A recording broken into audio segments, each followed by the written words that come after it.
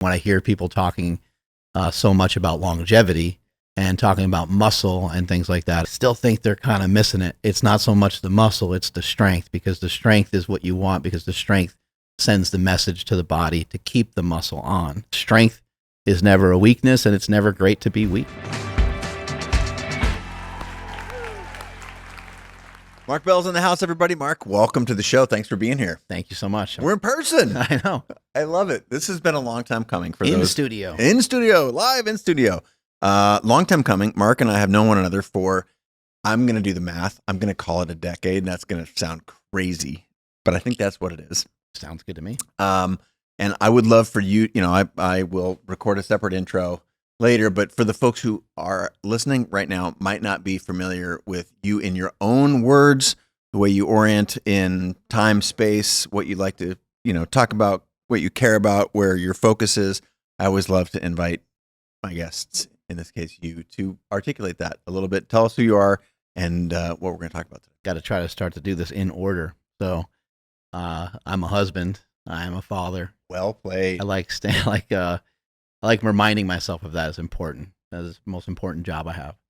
And then from there, I'm an inventor and formerly powerlifted for many, many years, for multiple decades. Started when I was a kid and got into some elite status by lifting the following lifts: 1,080 squat, an 854-pound bench, and a 766-pound deadlift. And so that's how I kind of like cut my teeth. That's how I became popular. Yep. And then just sort of, I guess you'd say, like leverage that. I was in a movie. My brother filmed a documentary called Bigger, Stronger, Faster. A lot of people had an opportunity to see that. Yep. And actually he's in the works of filming a second version of that right now. Oh, wow. So the follow-up to that will be exciting and be really cool. What are the three adjectives for the next movie? I don't know. I think Taller, smarter. I think we're trying to throw smarter in there. More smarterist, I think, is going to be in there, because as you're trying to become better, you sometimes make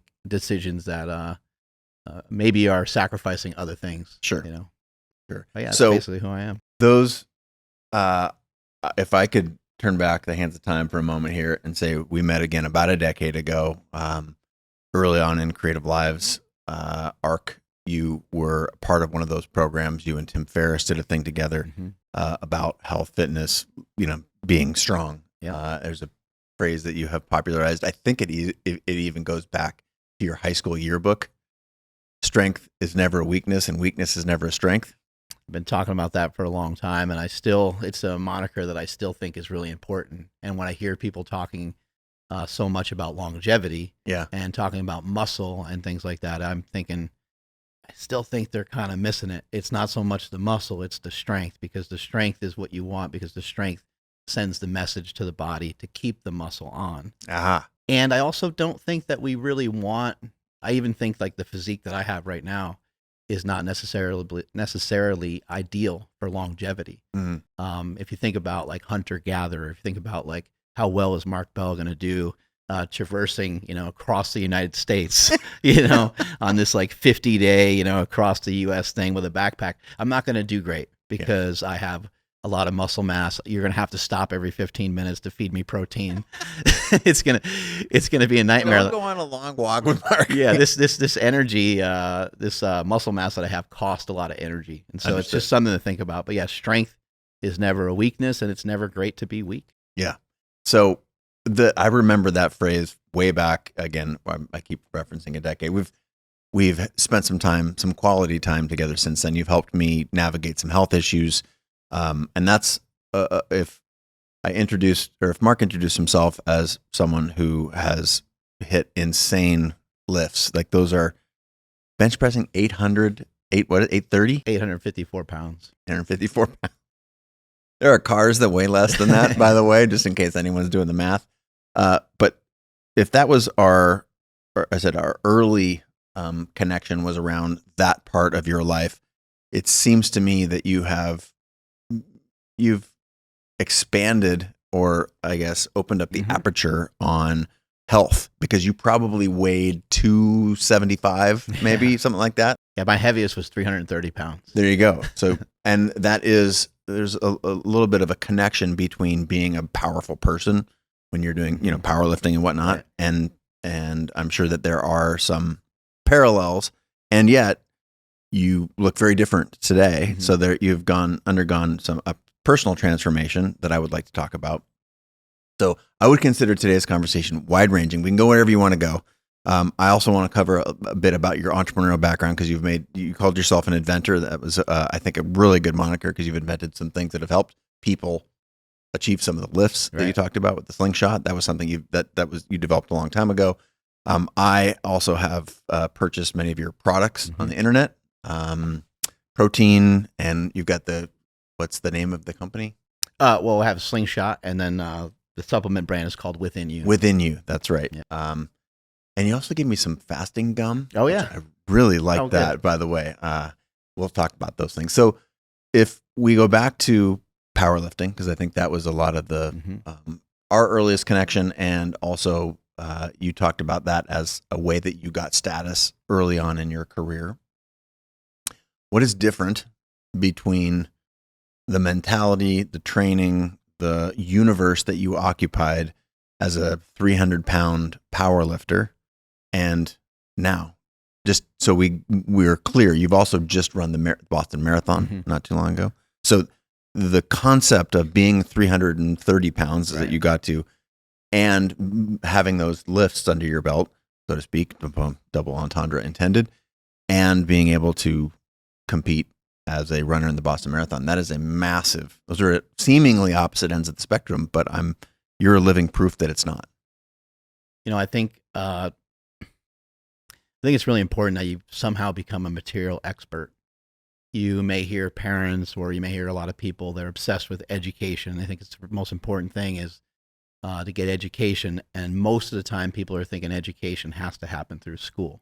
Well, we know that it doesn't have to happen through school. School could be a great way for that to happen for a lot of people, but not for everybody. And school was not for me. And so I had to kind of learn things a little differently. And because of that, I kind of realized at a young age that the physical side was going to be the side that was more mature, and it was the side I can lean on more.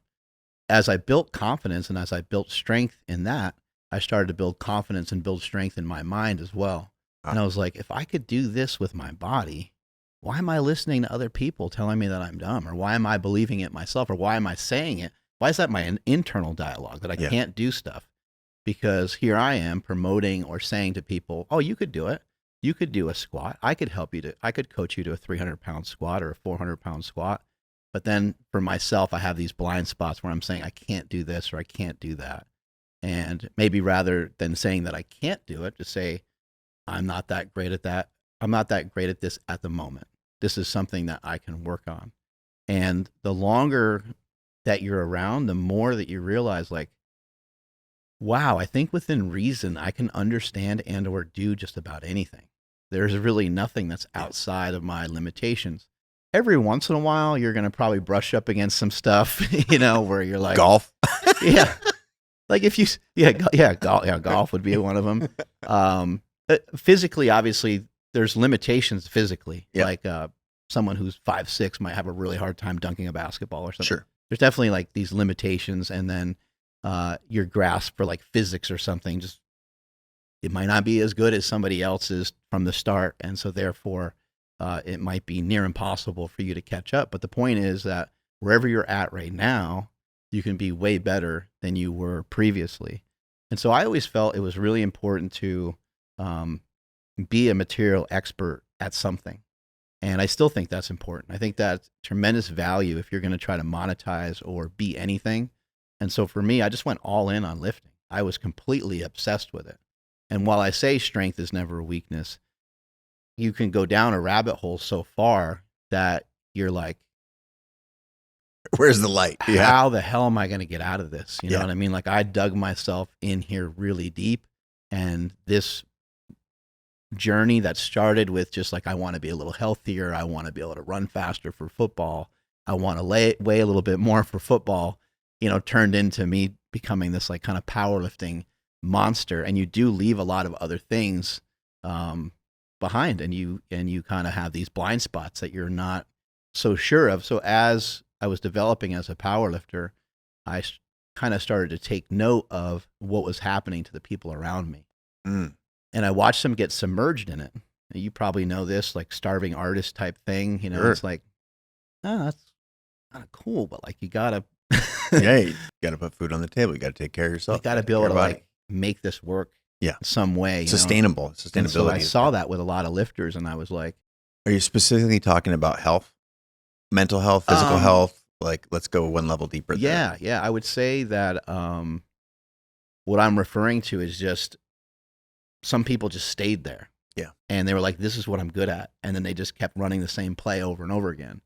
Whereas I was like, I want to keep running the same play because this is what I'm good at, but I also want to work over here and work on some tangible things that are going to be really helpful to me in the future. Yeah. And those tangible things were working on a mindset, working on the development of my brain, and trying to figure out how I could learn. Yeah. I'm not someone that's going to really sit down and read through a bunch of books. I don't love to read, but I will research people via using YouTube.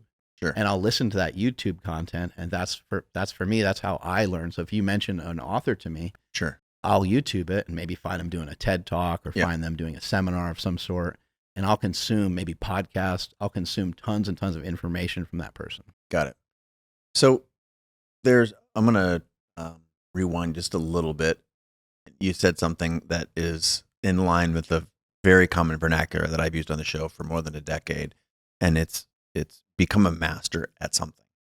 And yours was, what was expert? What did you call it? It'd be like proficiency, expertise in something. Expertise, yeah. And part of when I realized this, it was after I'd spent a decade as a photographer going deep, where you start to understand. You might not be the best in the world, but you start to understand. You get a 360-degree picture of what's possible, of the ins and the outs, ups and downs. You've been there so many times that you're actually more comfortable in those environments than you are maybe somebody. I know people who are more comfortable on skis than they are on their own 2 feet because they spent so much time in the mountains skiing, for example. So there's this really strong parallel between your prescription of becoming a material expert. That was the word you used, material expert at something.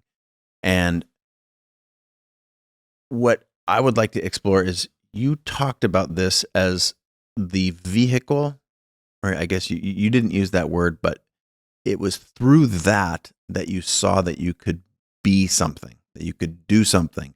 And then you could extrapolate, okay, great. If I can be this good, I can apply myself at a thing that I've got natural talent or inclination or whatnot, and become better at others. One of the things I think is fascinating about your story is that to, again, squat 1,000 pounds and run the Boston Marathon, those are not effectively opposite ends of the spectrum, but it seems like you didn't choose, okay, now I'm going to, do something that is more analogous to benching 850 pounds or squatting 1,000 pounds. You did something that was almost the opposite. Was that because you were testing the theory of what was possible, or was there some other rationale behind why you wanted to be a runner? Running is something that I, went into very, very slowly. Because I was slow in school, I've actually never had a problem with taking my time.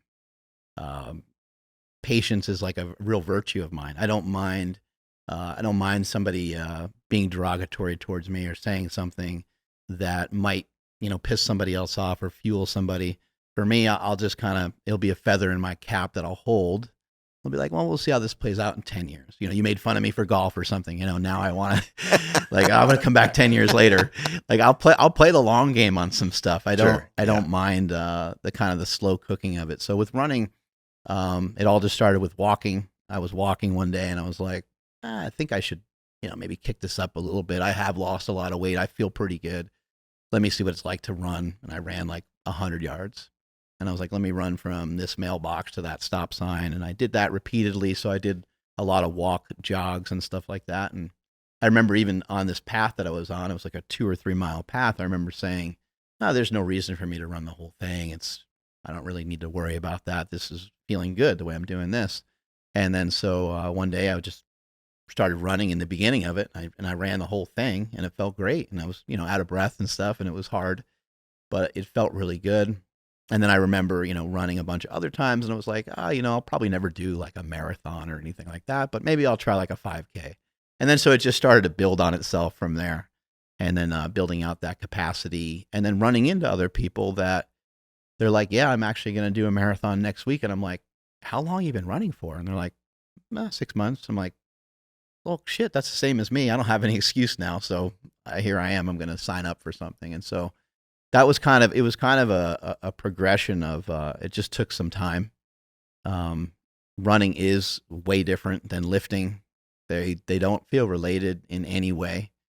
The only thing I could say that might be related is just like consistency. Like it's going to take time to get good at it. Yeah. The mental side of it is even different. Like a runner's high is different than what you get from lifting. But some of the things that I got from lifting they're very hard to describe. And I've never felt them. I never felt anything like it before, but I remember lifting weights, having particular workouts that I did where I felt stronger. It almost felt like someone plugged a battery into the back of my head and infused me with like strength. And I remember leaving the gym and I was like, I got stronger today. Like that felt awesome. And sure enough, the next time I went and worked out, I was stronger. I not only did I feel stronger, but I actually was stronger. So for whatever reason, lifting was like my piano to the kid who's 7 years old that can for some reason play Mozart or something like that. Do you feel like we all have those things? Yes. Like was yours was weight training, and not only did you gravitate towards it because of the difference in scholastic, and you talked about the academic smarts rather than the physical, you leaned into that. But do you feel like we all have these gifts, and is it our job to find them, or how would you, like, there's someone out there right now who's listening to us in their headphones and they're on a jogging path thinking, what is my thing? How would you, what would you do to coach them to, would you coach them to find their thing, or is it a deciding what your thing is? How do you think about it? Every person might not think that they have a thing. They might not feel like they have a thing, but every single person has a godlike feature within them. They have divinity within them, I believe. It might not be such a tangible skill set that they can say like, oh my God, I can paint so much better than everybody else, right? They might not have like found it yet. Sure. But I think we can all agree like we have an ability to be way better than we were yesterday. We certainly have an ability to push way further than we could even possibly imagine. Yeah. And maybe someone's ability to push might come from swimming. Maybe somebody's ability to push might come from running. Maybe someone's ability to push might be from skiing or whatever it is. For me, it was lifting. And again, I did not care how long it took to get the results. I mean, I've had workouts that took 4 hours, 5 hours. I remember coming home and I was building my powerlifting prowess as we were also building businesses, my wife and I, and our children were really young. So I remember coming home and my wife was like, your workout took 4 or 5 hours. And I was like, that's just the amount of work that had to be done today. Like, that's just how it happens sometimes. Right. And, you got to keep in mind, like, this is not something I got paid for. Right. I mean, the most amount of money I ever made from powerlifting was $1,000 and a king size like box of peanut M&Ms. So it wasn't like I could say, hey, honey, like, hey, it's going to pay off. Yeah, I'm making $250K a year and like, I'm going to be able to do A, B, and C from here. And we got insurance and we got all these things. There's no like benefits or anything, nothing going on with powerlifting. So at the time it was just like, let me keep seeing if I can get better at this. But back to the original question, yes, I do think that everyone has something special within them. And I think it's our jobs to try to find that. And it might be each individual person's job, but it also might be your job as an adult to help a young kid find that, either through being a mentor. It could be a work relationship. It could be someone's uncle. You could be someone's, a father figure or whatever the case may be. But you can think back to mentors you had. I can think back to mentors I had, and it could elicit a time. I mean, I'm getting goosebumps just thinking about it. It can elicit a lot of emotion, and I've had a lot of great ones along the way. It is so cool to think of that capacity in all of us. And the fact that there are people who have not yet discovered that in themselves. I'm sure if that's you right now, you are frustrated. And if I'm thinking about you who have not yet discovered that thing, I'm so fucking excited for you. Because when you tap into that thing, whatever that thing is, this is that juice you were talking about. Like, what did I do today? What was my workout? My workout was whatever it took. And everyone has that inside themselves. And I do love the prescription that it's your job to find. And especially, I want to give a shout out to helping others do that. That's in part with the podcast. Yeah. And I know you have done such an amazing job. We were talking here about your transformation from 300-pound powerlifter to now 230-pound brick shithouse powerlifter and marathoner, which is an amazing transformation. But you also documented this process. And I have been a fan and a follower since, we met a decade ago. But every day I was watching you say, hey, I went on a 3-mile walk today. And then I walked and jogged. And then I remember your Boston Marathon post. And I was like, I saw it and I couldn't comment fast enough because that is completely radical. So is that natural to you to bring other people along? I mean, and you're somewhere close to 1 million, fans and followers on a couple different platforms. Like, it's no joke that people have been on this ride with you. You bring them along on purpose. Is it a byproduct? Is it, is this part of your mentorship? You just, challenged us to mentor people. Is this yours? Originally, it was just because I recognized that I thought that people would really like powerlifting. So super training started in like 2006, my powerlifting gym that I had. And we started YouTube stuff. We started filming stuff right away, documenting stuff right away. And I remember telling some of the guys that were filming, I said, don't just film the lifts. Film the guys making fun of each other. Film the guys laughing. Film these people helping each other out of a chair to like go and do this like squat, because we just did a lot of stuff that you just wouldn't really think of. Like, you would help someone get out of a chair to go and do their squat, A, because they have knee wraps on, but B, you're also trying to like save their legs. Yeah. As funny as that sounds, it's like, we don't want to waste any energy. Right. So you waddle up to the squat rack and you go and you hit your lift. But it was important for people to see the camaraderie. Yeah. It was important for people to see, it's like, okay, a lot of these guys are huge. They're all like 300 pounds. They got goatee, they have a bald head, and looks like a biker gang or something. You walk in there and you would be intimidated for sure. But we're all there for the same reason. Everybody wants to get stronger and everybody wants to get better. And so it's important to kind of document like us helping each other. And I just thought that was cool. I thought it was fascinating. We had a couple girls there that squatted 600 pounds, that deadlifted 500 pounds. I'm like, I identify that this is not normal. Even though this is normal in my world, Right. I know that this is like very far from normal. Us just being accepting of, you're going to do a squat and blood's going to come shooting out of your nose, and like all these crazy things that would happen. People would pass out during deadlifts. Like, there was all kinds of craziness going on. The ammonia caps, snorting the ammonia caps and getting fired up and like doing a lift. These things are extremely abnormal, but they're also interesting because they're so like fringe and they're also so extreme. And so originally, I just wanted to document that to show people. And then we got just a tremendous response back, and people were excited by it. People were motivated by it.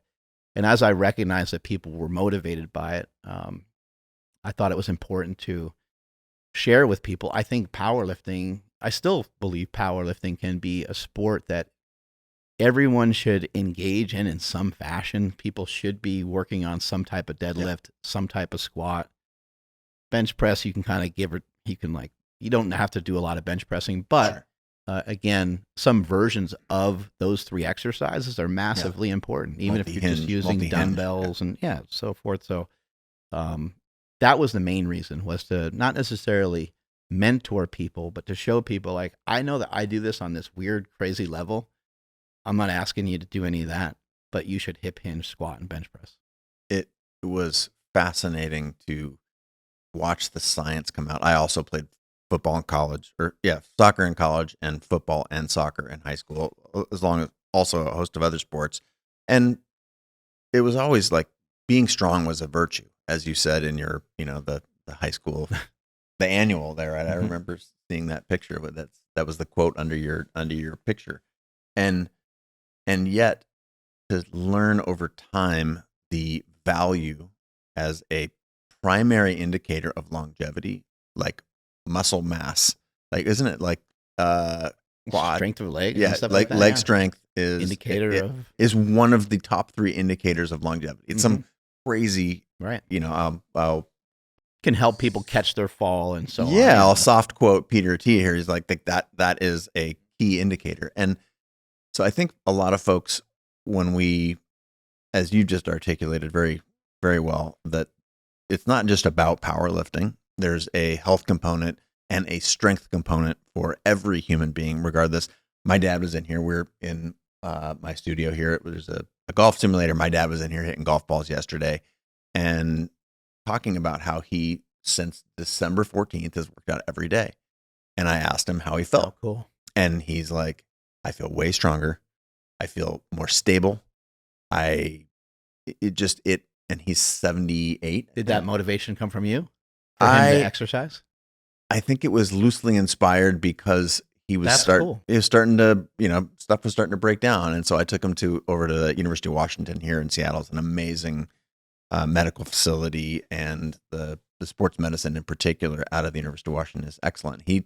He's got some, sore joints, and as happens when you age, and he went and got PRP, which is a placement or a platelet replacement injection to help. They say it rebuilds, but it's really sort of mitigates the declination of the quality of the joint. I don't want to put words in your mouth, and I think the possibility that gave him to then exercise pain-free really helped. And so it seems like he's on this massive trajectory, a different trajectory than he was on. And it's not showing any signs of stopping it. As you have indicated, once you do it, you're like, oh my gosh, I can go further. I can go. Right.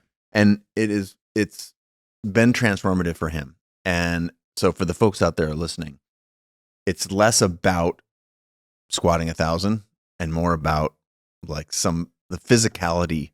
This is our carriage. Yeah. We go around the world with this thing, and when we lose this thing or when this thing degrades, it dramatically changes or has the capability to change our quality of life. A goal could just be to get up without using your hands. Yeah. Or to sit down without using your hands. It's easy to push off and to use your hands a lot. And I'm not saying there's anything wrong with that. Yeah. But a lot of times we're going to push off with our hands because we feel all that pressure load in the knees. Mm-hmm. Well, you can get yourself to where your strength to weight ratio is good enough to where you're comfortable just kind of popping up. And I think for a lot of people, I think that's kind of what they kind of wish for themselves, is that because normally if you are someone that just can pop up out of a chair, or you can just, you got a pull-up rack over here. Sure. If you and I can run over there and like pop out, a couple reps of pull-ups, it's actually really impressive to go from sedentary, just sitting here, chilling, doing nothing, to being able to do some pull-ups. But what it would tell you is that's somebody that can do that, someone that can just pop out 10 reps of pull-ups, most likely is probably pretty lean too. So their overall health is probably pretty good. Yeah. It's going to be harder. The heavier that you are, the harder those pull-ups will be. So your goals for your strength don't have to be crazy. You don't have to necessarily even perform traditional squats with weight on your back. I mean, I remember as a kid having my oldest brother show that to me, and it hurt. I was like, he's like, oh, you're being a baby and this and that. I'm like 10, bro. Yeah. Well, probably like 11 or 12. Yeah. And I was like, screw this, You're man. 20, man. What are you doing? Yeah, exactly. But there's other options. Yeah. There's other options. Like, don't let people kind of shame you into like particular things. I do think a squat is a great fundamental thing. I do think that you should learn it. But you can leg press, you can hack squat, you can leg curl, you can leg extension. These machines are actually wonderful devices, and they can help you get stronger as well. And plus, you have body weight exercises, lunges and step ups and sprints and air squats. All that stuff. It's way more challenging than we would almost like it to be. For sure. I did a 50 days of 50 push-ups, 50 sit-ups, 50 pull-ups. That's just great. As an experiment. Yeah. And to be fair, I threw some other lunges and stuff in there. Air squats was another one I probably did most of the days I did 50 air squats too, but I was really only committed to it.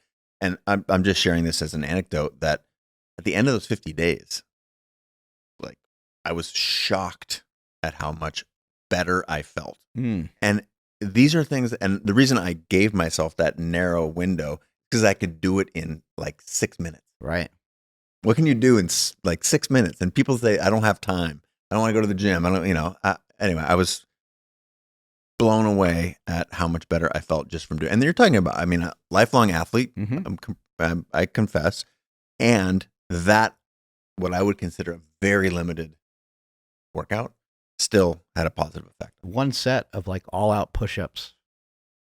It's kind of a lot of work. Yeah. It's a good amount of work. And if you struggle with a regular push-up, you can do a push-up on your knees, or you can, find other, you can even just do, if push-ups are hard, you can do some air squats or something like that. But doing something like that, like once or twice a day, or even just a handful of times a week, before, after a meal or something like that. I mean, you'll be shocked at what that will do over time. Microdosing exercise, I think, is critical.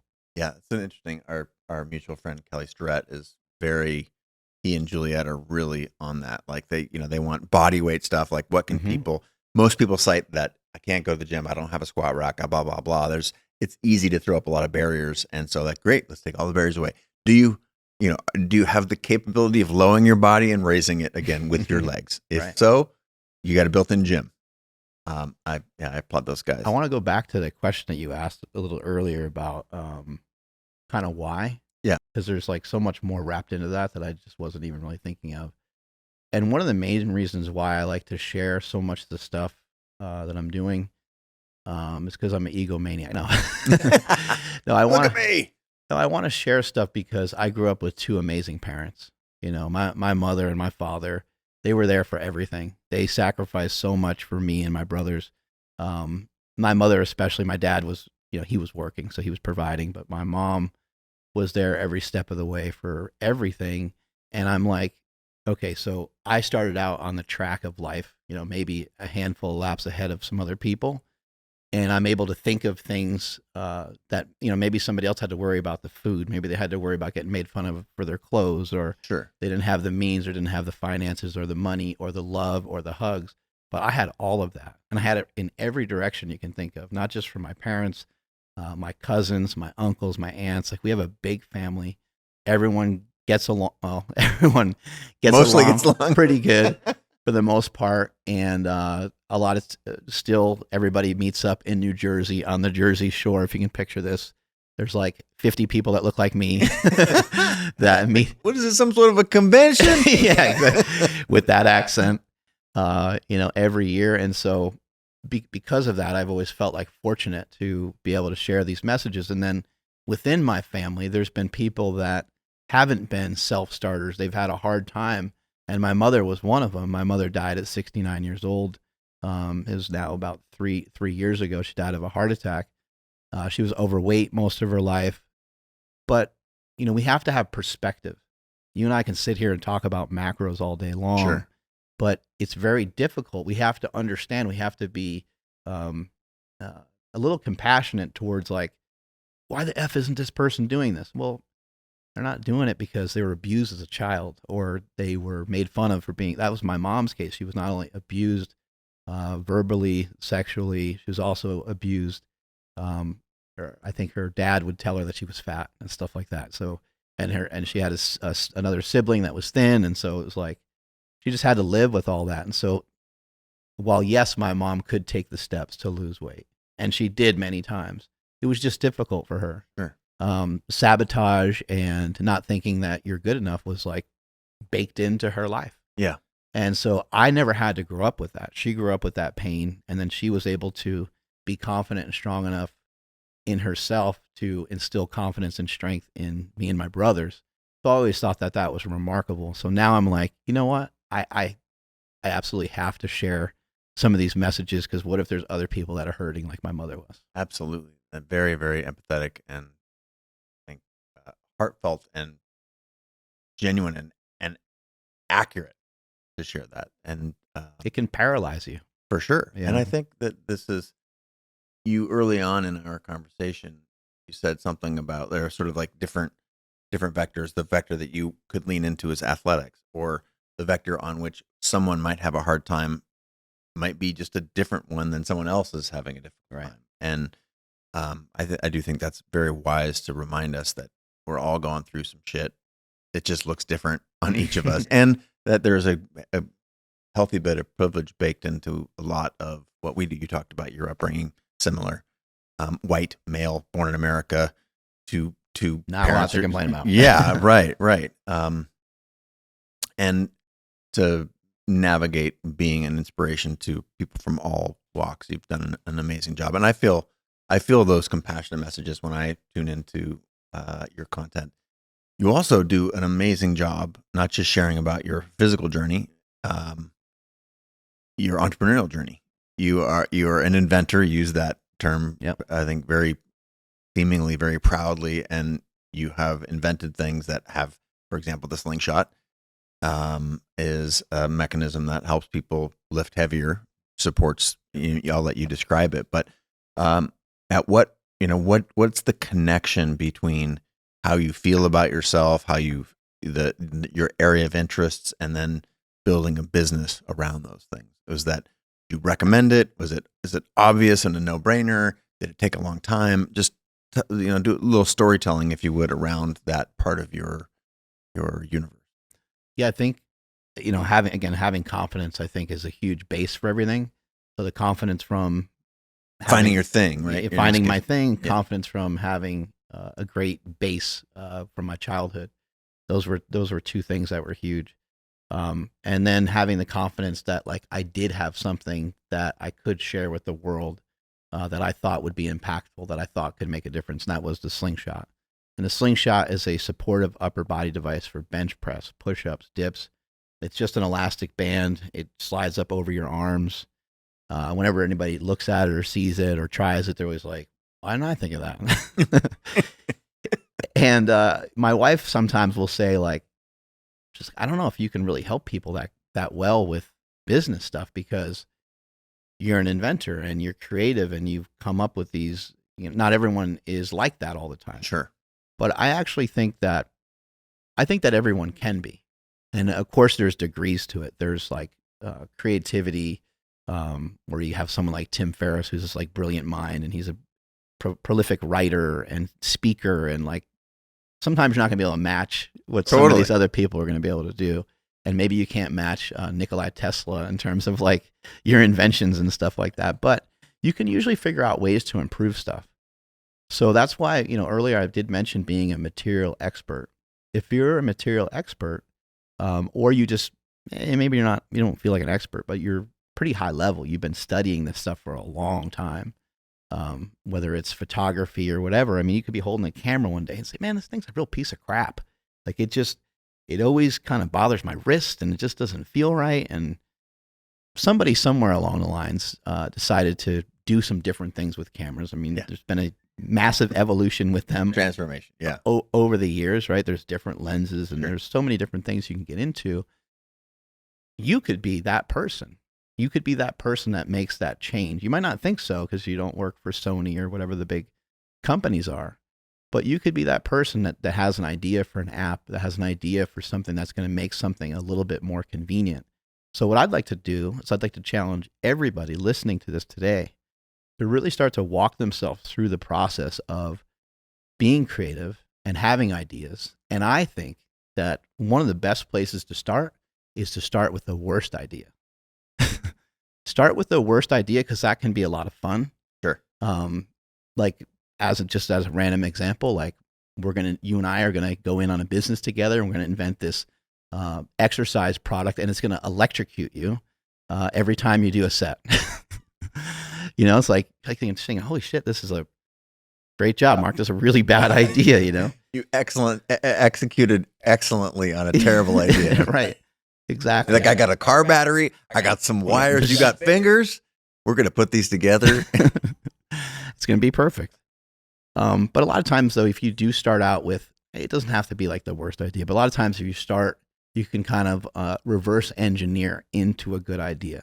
The example that I just gave, there actually is electromagnetic things you can put on your muscles that people do utilize. Remember Bruce Lee used to use those things that would kind of make his muscles contract and so forth. And people do use those things sometimes when they're training. And so you can come up with ideas by trying to refine something. You can come up with ideas by being playful with it. That's the exercise of like coming up with the worst idea. Yeah, being playful with it, yeah. You might even want to try it. You might have to be the boss in this case, but you might want to try it or recommend it as a practice in a business meeting. Say, hey, if you don't mind for today, like let's go around the room and let's start off with some of the worst ideas. Let's see how quickly we can kind of sink this ship. Well, but what's beautiful about that is most people, I do this with writing. They're like, oh man, I wish I could write. And I'll say, cool, show me your worst stuff.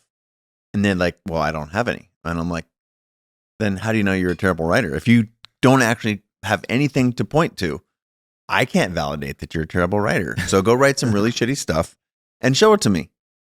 And then mostly what happens is people, realize that like, okay, you got me.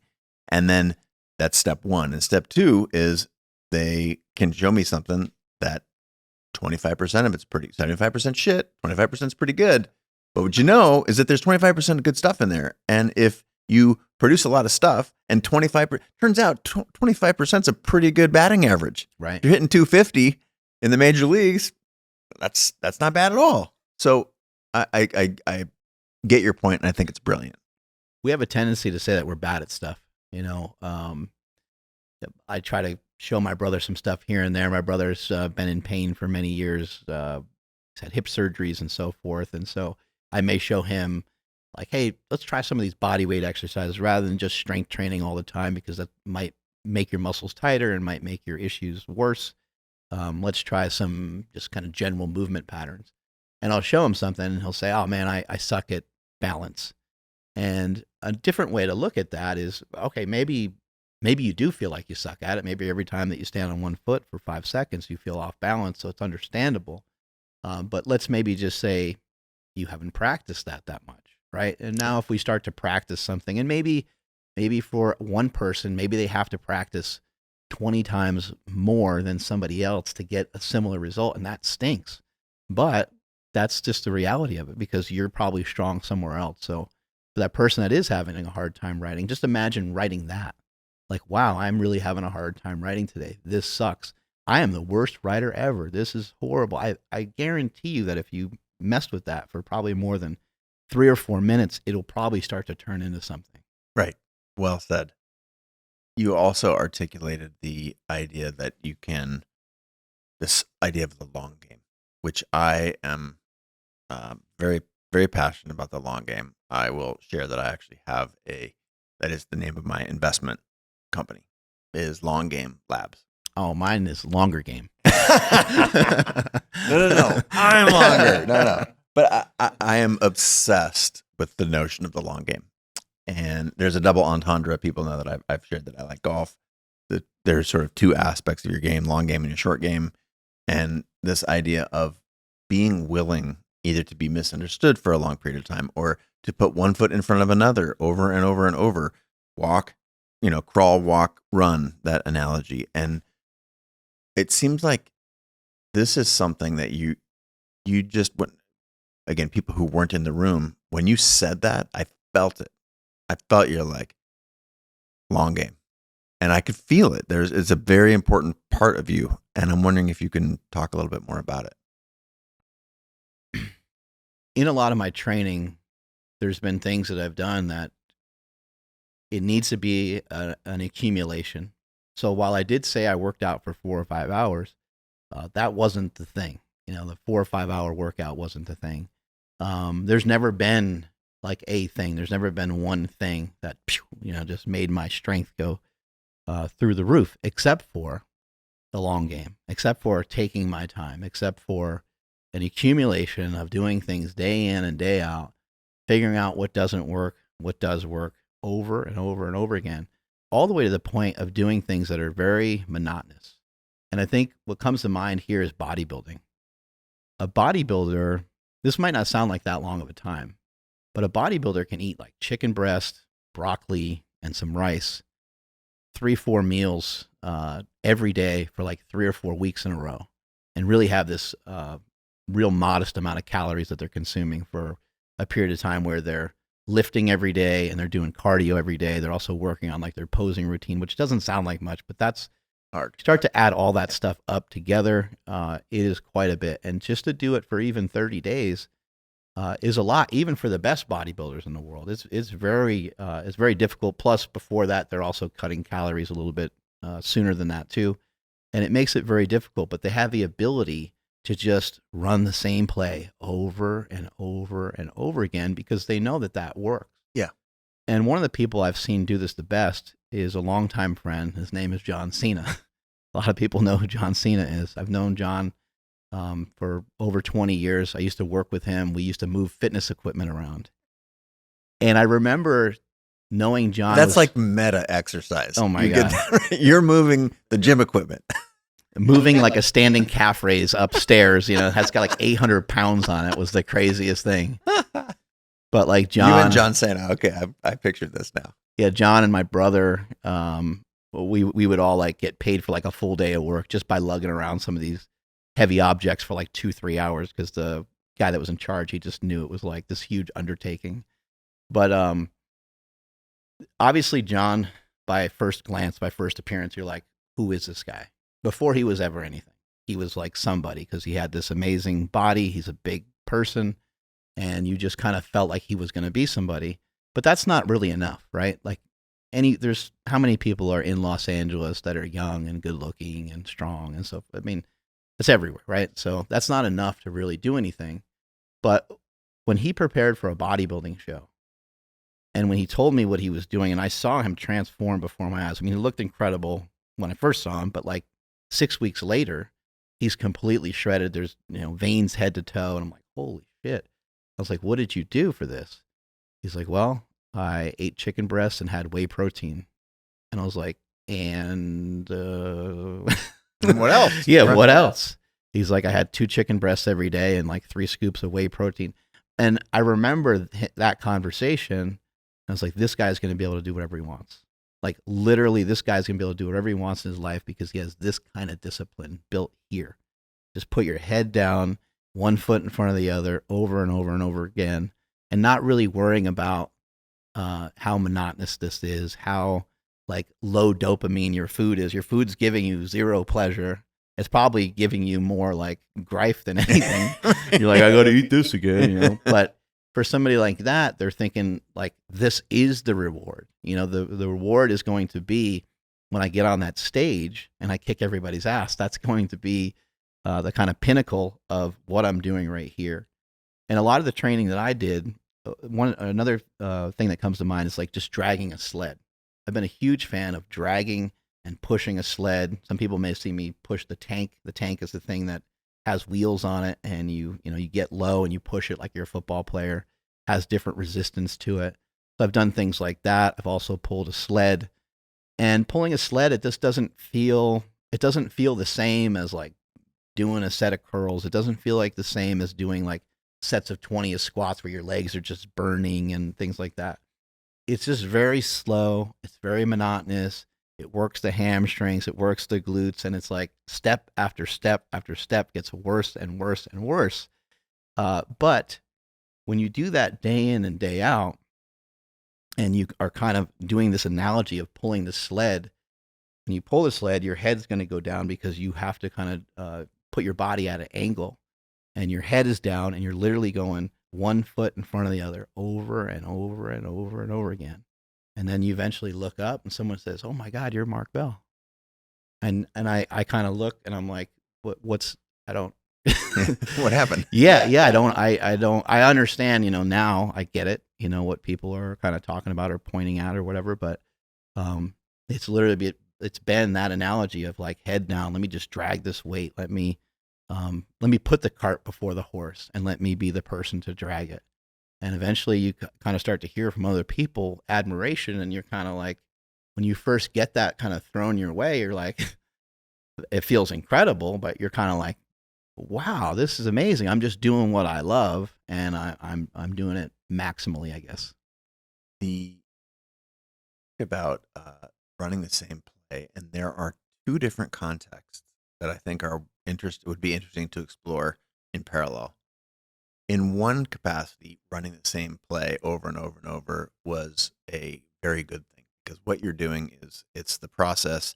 You have decided, you either love the process or you've decided that you are willing to go through the process that very few people are, which is eating two chicken breasts and 3 scoops of whey every day for 6 weeks to get shredded for the contest. Or anyone can insert their own, list of things to do, that if you did those things every day, i.e. ran the same play, you are going to get transformative level benefits. And this is the thing, the very process of doing this is what keeps most people out of their dreams. So that's one context. And it's like a delayed gratification. That's what that play is. It's the same play, but it's not, the play isn't super effective. The play is not even designed to go into the end zone. The play is just designed to pick up a couple yards. Yep. And if you're picking up, 2.5 yards every time, and you're getting 10 yards every 4 downs, you get to have the ball forever. Right. And I think that is a very interesting analogy. And I heard James Clear of Atomic Habits does a nice job articulating this. Amazing. Yeah. 15 million copies of that book. Well deserved. 15 million That's copies. great. And showing no signs of slowing, by the way. That thing's been on the New York Times bestseller list for like 400 weeks or something. How many, that's like forever. Maybe 300. Well, he has tangible things that you can extract from that book and utilize and put right into your life. And over and over and over again. I refer to that book often. But he talks about the idea that habits that are like, it's so hard to build a habit. Think how hard was it to build the habit of looking at your phone? Wasn't very hard to build that habit, was it? Right. And the reason is because as soon as you look at it, the dopamine hits you. He says habits that are difficult to build are the ones where you don't get the payoff for a significant amount of time. Right? Those are that's held back. Totally. You're making deposits and you do not get to see the bank account balance grow until you in 30 days or 30 years or whatever, look underneath the cover of the check register and you're like, okay, I got some juice in there. So I think it's interesting to think about the same play as really, really valuable. Juxtaposed for me, if you will, you also use the concept of running the same play as the people who are in your gym were stuck there. Mm-hmm. And they only ran the same play on a different vector. Yes. And that was not that interesting because they weren't really growing or progressing. I think, to that analogy, you have capacity to do a lot of other things, right? That's the key, is to have a capacity, to build a capacity, to work on a capacity, to not go so far one way that you don't have a capacity to do something else. Got it. I think that's really critical, because I agree. Yeah, you can sit there and just be like, this work, like, a comedian like who does something wild every time he goes out, then he's got to do that every single time. Yeah. It just gets to be too much, right? So, you have to have a capacity to do other things. And so for me, with lifting, it was like, okay, I like this. This is moving me forward. And oh wow, like I'm getting admiration for this too. That feels good. But how long can I keep this up for? How long am I going to be able to pull a rabbit out of my hat? How long am I going to be able, like, what happens when I can't squat 900 pounds? Am I of zero value to people? I mean, that is what happens. There's that famous speech in the Nike movie that they did about Michael Jordan at the end, where the guy basically sums up exactly what's going to happen to him. And he's like, basically, when you're done and you're washed up, they're going to kind of throw you away. Like, they want to see you fall. They want to have Kobe Bryant have an affair. They want, like, people are waiting for the other shoe to drop, kind of, right? And so why not anticipate that? Like, that will happen to you. There will be something that is going to happen that is going to blindside you. Or undermine your status, or Could be your own demise too. But why not just be like paying attention to it a little bit? Well, I heard a couple people mention that to me. Like a couple people, mentioned that I've been being short with them lately. A couple people that are close to me, like, okay, there's probably some truth to that. That's the third time I heard it. Oh, I heard it from my wife. Yeah. And now you have to start to say, like, what is that? Like, what am I doing? Okay, running the same play is kind of cool. It pays the bills. It does these things, but I need to have a capacity to be able to do some other things too. Yeah, that to me is also fascinating. The people who've done that well, just so we don't introduce too many new names to the conversation, I'll reference our mutual friend Tim. Was texting with a short time ago, and what I love about mastery or this sort of expert proficiency, being a material expert at something, is there is value in actually being an expert at anything because you understand the concept of expertness. And then you start to be able to say like, oh, like you can't do everything all of the time. So what are examples of ways that I navigated becoming an expert at this thing? And it turns out a lot of those things are leverageable into other great areas. For example, you and your journey in fitness, probably a lot of overlap between being a good entrepreneur, a good inventor. Right? And this is one of the reasons that I also, as I mentioned, when you said this early on in the conversation, like I call it mastery, you called it, material expert. If you can figure out a way in your life where you're a material expert, that will help you become really good at other shit, right? Because you can understand what it's like to be an expert. You're like, okay, I learned just enough here to be dangerous. I'm the best or the top 10 or the top 1%. What if I applied that to jujitsu or to cooking or to, parenting or writing children's books? Like whatever the thing is, there is something really, really valuable about, and you talked about, I'm circling back now on the ability to, it's sort of like you don't want to walk through too many doors that you can't walk back out of. Right. Right. When you think of that, and if I planted this seed in you right now and I said, what is it? Are there specific things that you learned from your path in life as an athlete to say entrepreneurship? Are there some specifics that you feel like you can identify, or are these just general? You talk about capacities and possibilities. You've talked about that before. Which is it? Talk to me about what you think. I think there's maybe some two different things kind of come to mind. Like one is like precision, where everything matters. When there's less weight on the bar, less things matter. When there's more weight on the bar, every little detail matters a lot, and it could be your life could be at risk. I mean, it gets to be that dangerous, right? There's also in training, there's also this idea of like nothing matters. Like what matters the most is to be able to get results. So if we're after results, then that means that we need to try any and everything that we can. We really need to open up this playbook. We need to try a lot of different movements. We need to try a lot of different things. And one thing I want to empower people with is that you already know. You already know the answers. If you, Andy Galpin has said this before, and Andy Galpin is a doctor, and he studies nutrition and exercise science thoroughly. And he says that when people ask him nutrition questions, he says the answer is just to stare back at them. Wow. So when they say, hey, do you think I'm eating too many carbs? You just kind of like really, like that's your question, right? Because you do kind of know, why have I gained so much weight in the last couple of weeks? You just kind of give that person that stare, that look. And then they say, well, I haven't been exercising. I've been off plan, and a couple things happened. And sure enough, they know the answer. I think a lot of the answers are already on the inside. They're within you, as the name of my supplement brand. I believe that we all have these ideas within us, and it's your job to sort of figure out how do you get those ideas out. So just a very simple thing that people can think about. When I squatted, anytime the weight got to be really heavy, sort of almost no matter what I did, I would round forward.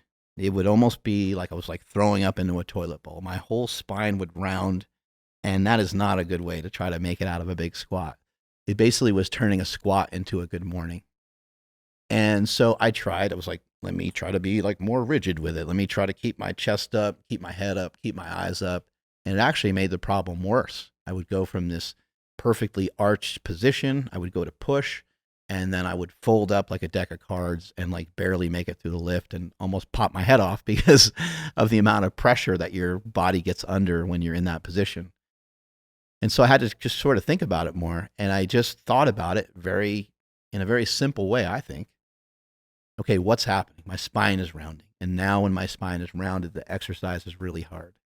Well, I wonder, what if I train in a rounded position, which is unconventional? We're not supposed to train there. You are not supposed to lift this way. Under no circumstances are you ever allowed. And I'm not a doctor, but I am not endorsing lifting with your spine bent in half. Right.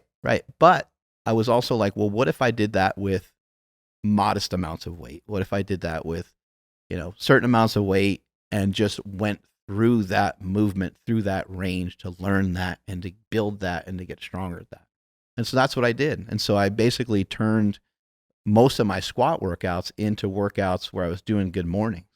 And what happened over time is good morning is a reversed spine. It's a spine extension. Yeah, right? it's like a deadlift with the weight on your back. Yeah, you know? You're bend over at the waist and you're good morning, for the people who don't know that. Yeah, and you're kind of leaning forward. And so, by going through that process kind of over and over again, I basically, if you can kind of envision this, I went over that speed bump back and forth so many times that I smoothed it out.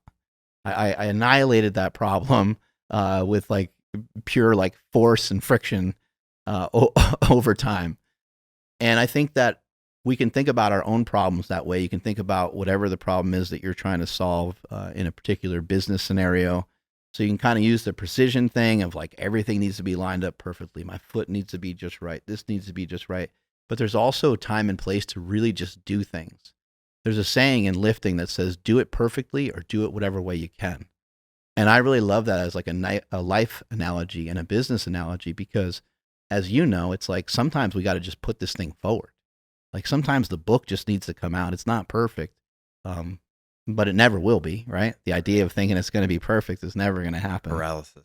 This object, this thing that you want to sell, you need to sell it, and there's people listening right now are like, I've thought of selling, some t-shirts or some hats and just not quite sure how it's going to go. The only way to know is to actually do it, is to actually put it forward.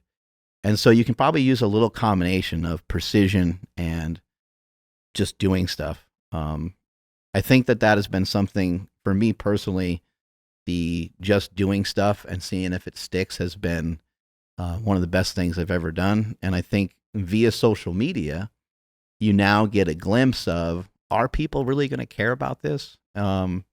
Because you could post up teasers, you could have something in the background, and you could shoot a video and you can talk about what you normally always talk about. You don't even talk about the thing in the background, knowing full well there's going to be, some questions about, what is that? Hey, you got a new something in the background.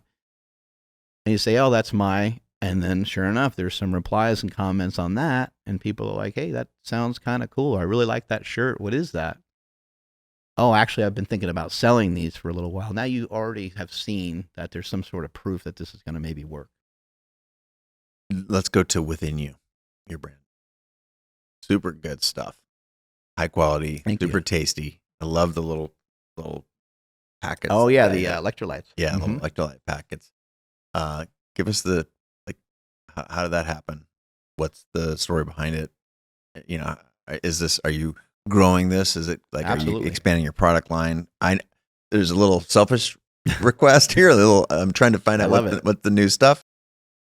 Yeah, supplements obviously been on my radar for a long time. I'm not a huge supplement person. I have utilized supplements and vitamins and nutrients every which way you can sort of think of. Now I'm a little bit more aligned with like, maybe you should try to find what's appropriate for maybe like your blood work, or if you have symptoms of something, then maybe you should follow through with, taking magnesium or whatever it is that's going to kind of fill in some of those gaps for you. Sure.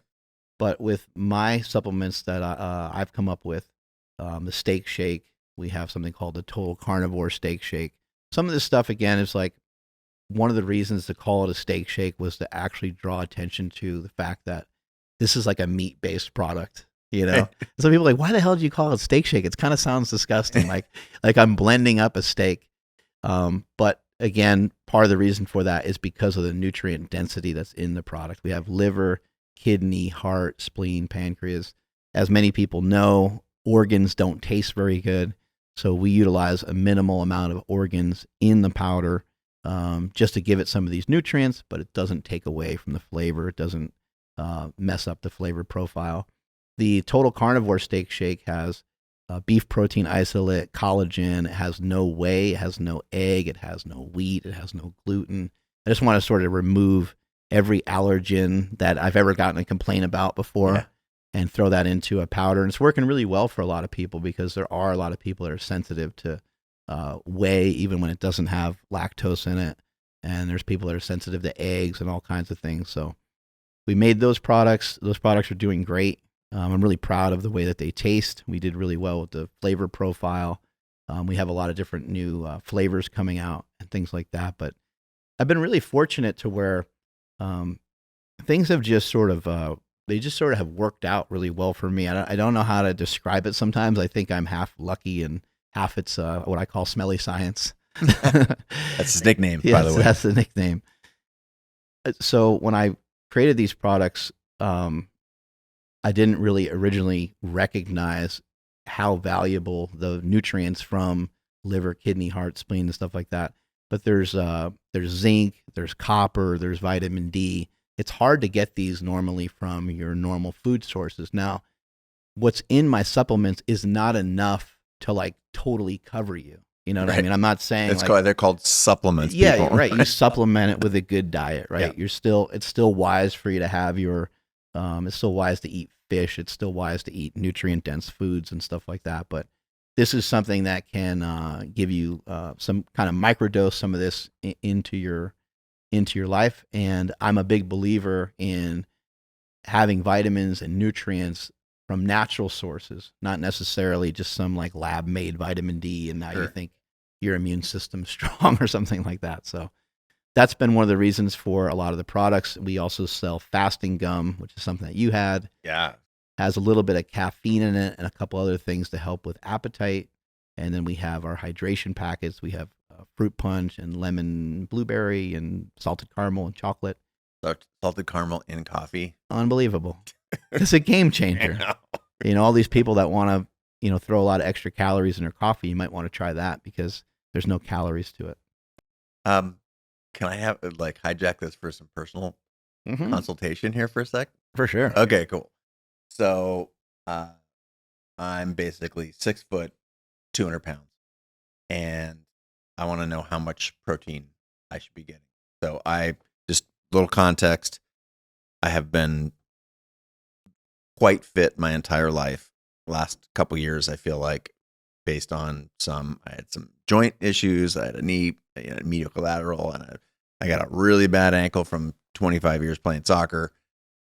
I feel like I've got that under control, but I'm basically coming out of the lowest exercise version of myself and still modestly fit. I mean, I could crank out 12 pull-ups probably, nice. and I can bust out 40 push-ups in a single go, but I need to basically ramp up my program. And I know protein, we talked a little bit about that earlier, the vector of how important protein is in building muscle. Just consult for me, if you will. I don't know what my body fat percentage is, and so I don't want to hyper, noodle this thing. So for people listening out there, like, how much protein should I be getting, and how ought I think about my nutrient profile? There's a couple really great things with protein. The more protein that you eat, it seems to drive down the overall amount of calories that you consume in a day. What you want to try to do is, you'll hear people say high quality protein, but I don't think that gives you enough information. You want lean sources of protein. So a lean source of protein can be your protein powder. Protein powders oftentimes have very, very little fat in them. You also have things like Greek yogurt and, read your food labels. Yeah.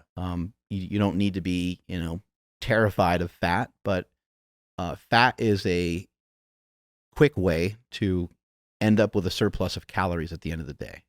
So again, I'm not saying that everything you eat should be zero fat, but you should keep an eye on that because that's the easiest one to get the most calories from because it's 9 calories per gram. As opposed to 6, is that right? As 4. opposed to 4 for 4. carbohydrates and 4 for protein. But an interesting thing with protein is that protein has something which is called the thermic effect of food. It takes a lot to break down protein. It costs your body a little energy to break down some protein. So protein isn't necessarily 0 calories, but it's different than maybe the 4 calories that it's normally assigned. And so what I think is I think that most people should eat as much protein as suits them, as it satisfies and satiates them.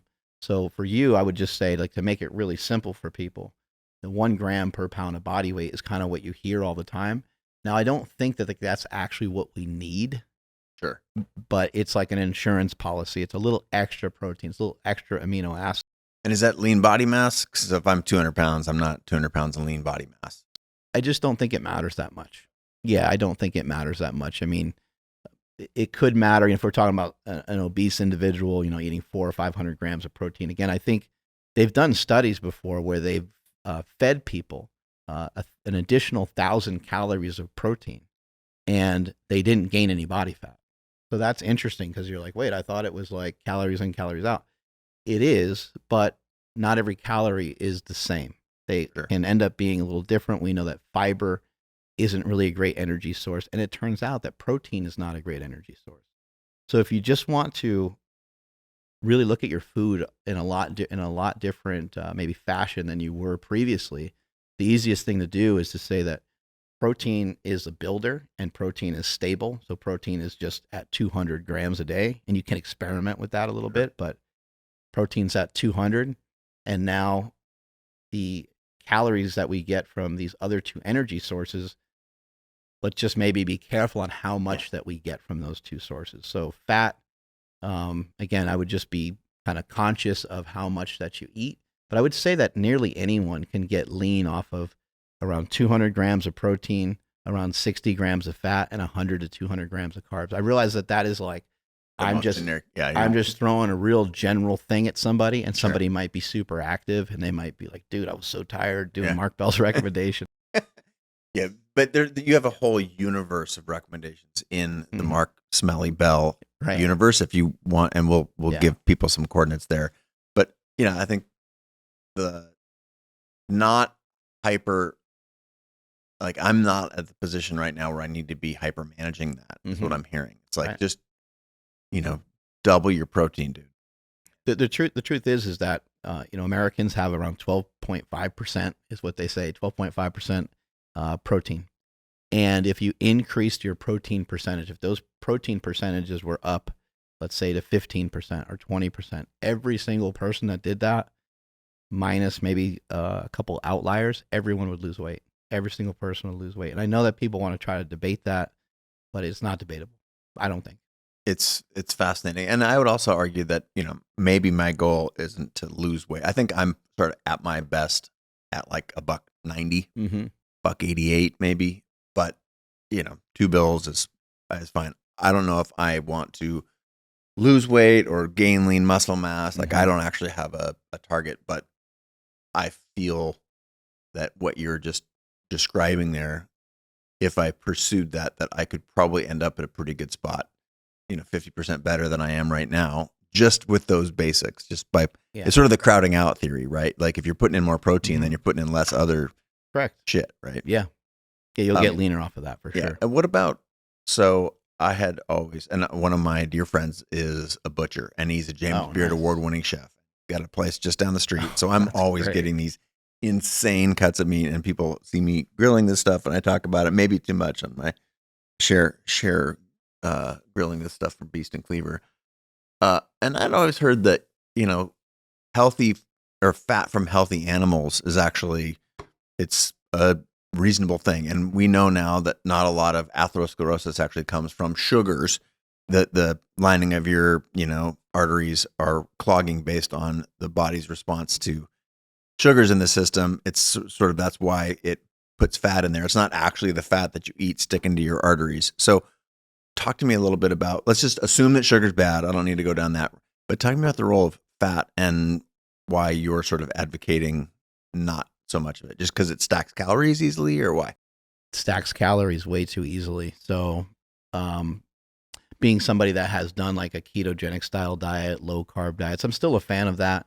And selectively, I'll do certain days that way, and occasionally I will do certain meals that way.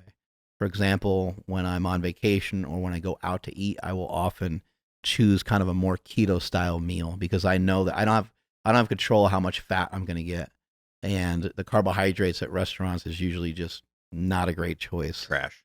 It's usually like some sort of potato type thing, which is cooked in oil, and um, I enjoy those things. They taste good, but they also kind of negatively impact my stomach. You and I were talking about joints and stuff. Yeah. And as you get older, some of these foods are like not worth it. You're like, I'm going to be in the bathroom forever. And then tomorrow, my knees and stuff are going to be popping when I wake up. And Yeah. it's just not worth it. But I think that most of the time when people are overeating, they are overeating because they're consuming too much fat in a given day.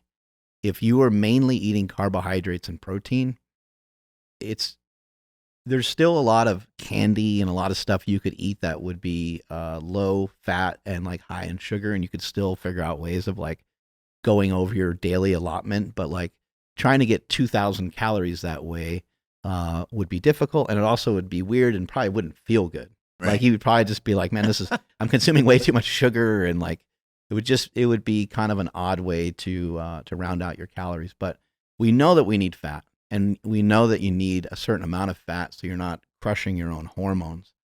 But I would also say that, like, I just don't really see, there's not a lot of people I've run into that usually need more than like 60 to 80 grams of fat in a given day. I do think that the types of fats that you consume can be important. There's some people that will go as far to say as like, fat should be like 33% of your diet. And then of that fat, 33% of that should be saturated fat, and the rest should come from other fats. I don't think we need to like, get out a beaker and like start measuring stuff and weighing stuff. I think that that's a little bit too much. But if you want to be on the safe side, I would just keep the fats basically under 100 grams. And you should be, depending on your body size, depending on your activity, should be good to go with that recommendation. And then just making sure that maybe all of those fats aren't always saturated fat. Awesome. Keep in mind, neither Mark or I are doctors, Nope. but you've got a lot of experience, and I appreciate the individual consultation. So the goal with today's conversation has been, to have a wide-ranging conversation from your personal journey,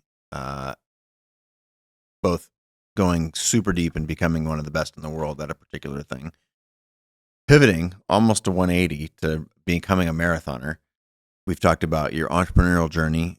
I feel like you did a really nice job of adding a lot of context that I think I probably wouldn't have added around your, health and wellness, mental health. And so I really appreciate that. A little nutrition there at the end. But is there anything that you feel like is missing? If we just called this a profile of Mark Bell. You've been super inspirational to me, and it's been fun to watch you on your journey, both as a human specimen and as a human being. Like the two, one is objectify, and the other is I know you as a person, know your wife, and met your children. Is there an aspect of our conversation that you feel like is missing, or where you'd like to direct people if you could say that we've missed anything today?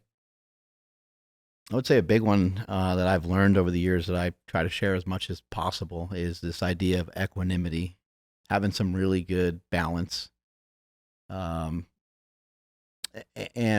the reason why I think the balance is important and to develop this basically this like bandwidth of being able to handle something that would most likely knock someone else into being like hyper aggressive or into being mad, or would knock someone in the other direction of being sad. I think these things are more important now than ever because we have a lot of inputs coming at us. Yeah. And somebody could say like, hey man, I think you should only be on your phone like 90 minutes a day. Well, that's a pretty good recommendation, but a lot of people are going to be on their phone for a lot longer. So I think it's important to learn balance of the mind, to learn that everything's just an interpretation. So how are you going to interpret this? How are you going to take this? And with that being said, you have to be very reasonable about when you decide, like, what are you looking for?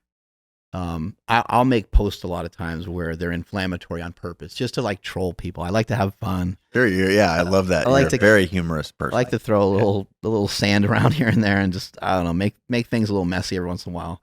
I think it's part of what social media is. I like social media for like a lot of the memes and stuff, and that's why I've been sharing them. I think they're just funny. But I think a better strategy, rather than just saying, hey, 90 minutes, I know no one's going to listen to that, right?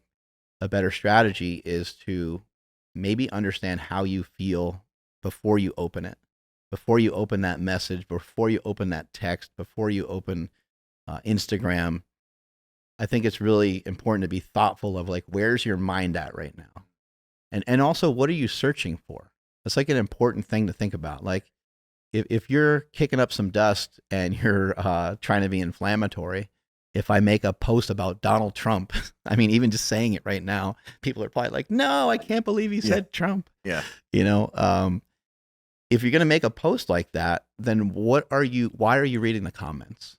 You know, if you're going to kind of like make so what are the, the like comments? Like an intention around it. Yeah. What you're saying, like, take a stock. What's your intention behind it? Yeah. Are you looking at the comments for it to be like an echo chamber? Like, what's your expectation?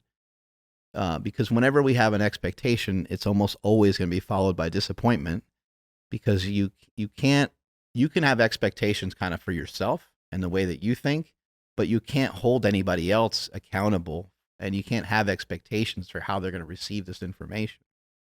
Every message that's ever been shared by anybody in the history of the world, whether it's a law or whether it's something that's written in the Bible, has been interpreted in a completely different way, because we're all different people, because we all have different life experiences. I mean, that's why there's attorneys. That's why there's courts. That's why you need people like to debate all this stuff to figure out the interpretation of this particular law and what happened on this particular day with this particular person. And it's not black or white either. No, right, it's very gray. It's very gray. So practicing equanimity and practicing balancing out your mind and trying to think about, what are the things that frustrate you? What are the things that fluster you? What are the things that trigger you? Trying to figure out a way to be like untriggerable has been really important for me, because everything is sort of a stress, but stress doesn't have to be negative. I think that we always think of stress as negative. We know that the stressors of strength training, we know that the stresses of running and stresses of some of these things can be massively important to our health, can be really important to us. And I think if you can kind of look at your social media as like a test run of your equanimity, of where you're at, I just think of social media and the phone kind of in general as like a low energy thing, like a low vibe thing. You were saying like, boom, you get hit with dopamine, and you're getting hit with dopamine, but when you get hit with dopamine all day, you kind of become a low dopamine person. Yeah. And that it has the opposite effect over time, right? That it sort of numbs you to that. And that's part of what, then your receptors are all fucked up, and then you try and go out into the real world. The thing that used to fire you up's not firing you up enough, because you got a machine right here that's better at delivering it. You don't have to go out into the woods for a 4-hour hike to get the same dopamine you can get on your phone in 2 seconds, which is 100%. Catastrophically sad to me. Right. And I think your message is landing. The idea of just awareness and equanimity is a powerful one that we could all use a healthy dose of. It's a cool thing just to even look up. Like, just look up what the word means. And when you read it and you see the various definitions of it, you'll say, it'd probably be pretty cool for me to practice. Mark, thank you so much. Where would you steer people? Mark Smelly Bell on Instagram. Like where else? Give us a couple URLs where we can find Mark your Smelly stuff. Bell on Instagram. WithinYouBrand.com is the supplements. Within You, amazing. And MarkBellSlingshot.com for the slingshot products and all that good stuff. For the powerlifters out there. Yeah. Mark, thank you so much for being a guest on the show from our Coesdale studio here in Seattle. I want to say a big thank you coming up all the way from California to be here in the studio with us today. And from Mark and myself, we both bid you a freaking amazing